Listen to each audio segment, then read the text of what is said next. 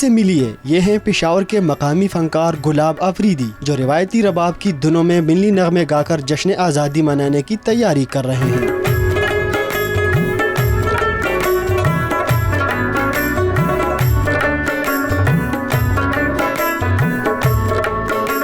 गुलाब अफरीदी कहते हैं कि वतन से मोहब्बत का जज्बा हर कोई रखता है। इसके इजहार का तरीका मुख्तलिफ है। मोहब्बत के इजहार में फनकार भी किसी से पीछे नहीं। हम पहले पाकिस्तानी हैं, उसके बाद आर्टिस्ट है, तो जितने आम लोग पाकिस्तान से प्यार करते हैं उससे दुगना हम करते हैं। गुलाब अफरीदी की तरह हर शोबे जिंदगी से ताल्लुक रखने वाले लोग यौम आज़ादी को भरपूर तरीके से मनाने के लिए पुरअज़्म है। इनमें मौजूद जोश और वलवले को देखकर अंदाजा लगाया जा सकता है कि जब बात पाकिस्तान की हो तो पूरी कौम मुत्तहिद दिखाई देती है।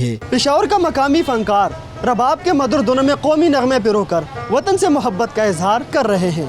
कैमरामैन नियाज़ अली के साथ राहमी सब्ज़ई, 92 न्यूज़, पेशावर।